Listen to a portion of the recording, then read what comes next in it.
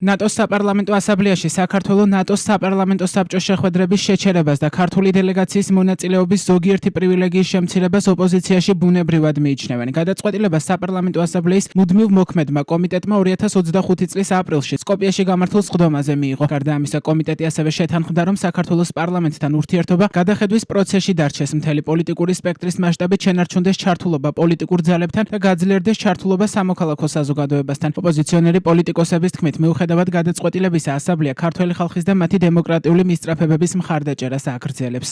ესეთი გადაწყვეტილებები ზოგ შემთხვევაში არის ხოლმე ერთგვარი გზავნილი, ეგრეთ წოდებული მესიჯი იმ პარტნიორი სახელმწიფოს მიმართ, რომელიც არ ახორციელებს შესაბამის ცვლილებებს, რეფორმებს, არ არის ერთგული იმ დემოკრატიული ფასეულობებისა, რაც დასავლეთშია, მაგრამ ჩვენ შემთხვევაში ეს უკვე გაცდა მესიჯების ენით ლაპარაკის ეტაპს, იმიტომ რომ პირდაპირ იციან, რომ რუსეთზე მიბმული მთავრობა ყავს თბილისში და საქართველოს ვერ ჩააყენებენ საქმის კურსში იმ ცვლილებებთან დაკავშირებით ვერ მიაწვდიან იმ ინფორმაციას, რაზედაც იციან, რომ მყისიერად იქნება გაზიარებული პუტინთან და რუსეთთან. შესაბამისად, მიიღეს ის გადაწყვეტილება, რომელიც მე ვთვლი, რომ ტექნიკური, ისევე როგორც პოლიტიკური თვალსაზრისით ძალიან გამართლებული და მიზანშეწონილია მათი მხრიდან. მთავარი ფაქტი არის ის, რომ ასამბლეა აგრძელებს ქართველი ხალხის დემოკრატიული და ევროატლანტიკური მისწრაფებების მხარდაჭერას, რაც შეეხება კრიზისს, კიდევ ერთხელ დასტურდება, რომ საქართველოში არსებობს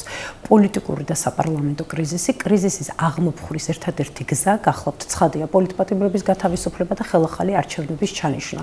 სხვა მხრივ, არ გადაიხედება საერთაშორისო ორგანიზაციების მხრიდან და არც დემოკრატიული საზოგადოების მხრიდან ის მოვლენები, რაც ხდება საქართველოში, კერძოდ ადამიანის უფლებების მასიური დარღვევის ფაქტები, საერთაშორისო სისხლის სამართლის გამოძიების ქვეშ საქმეები და ამავდროულად ის დემოკრატიული უკუსლა, რასაც ადგილი აქვს ქვეყანაში. ქართულ ოცნებაში კომიტეტის გადაწყვეტილებაზე პასუხისმგებლობას თავად ასამბლეას აკისრებენ. საპარლამენტო დელეგაცია თქვენ ნახეთ ყველა, რომ აქტიურად იღებს მონაწილეობას შესაბამის ფორუმებზე, იყო კონკრეტული დელეგაცია წარგზავნილი და შესაბამისი განცხადებები და ასე შემდეგ იქნა ამ ფორუმზე, ნატოს ეგრეთ ჩატარებულ ფორუმზე გაკეთებული საპარლამენტო ასამბლეაზე.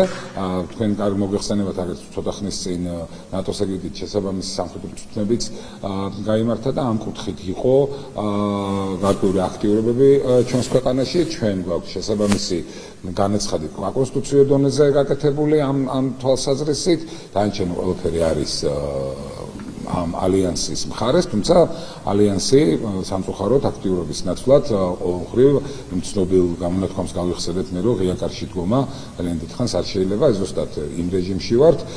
ჩვენ შესაბამისად თუ კი რაიმე ფორმით ამ კუთხით არის შესუსტებული ურთიერთობა, ნამდვილად არის ეს ალიანსის მხარეს და არა საქართველოს მხარეს, რადგანაც საქართველო ძალიან აქტიურად მონაწილეობს და საკუთარ ვალდებულებას, მათ შორის საპარლამენტო ჭრილშიც ასრულებს კონკრეტული მიმართულებით. საქართველოს ნატოს საპარლამენტო ასამბლეის ასოცირებული წევრი 1999 წლიდანაა. 2024 წლის მაისიდან კი კანდიდატი ქვეყნის სტატუსს ფლობს. საპარლამენტო ასამბლეის მუდმივ მოქმედი კომიტეტი ასამბლეის მმართველი ორგანოა და მოიცავს ბიუროს წევრებს, წევრი ქვეყნების დელეგაციათა ხელმძღვანელებსა და მათ მოადგილეებს, ასამბლეის კომიტეტებისა და ხმელთაშუა ზღვისა და ახლო აღმოსავლეთის სპეციალური ჯგუფის თავმჯდომარეებს.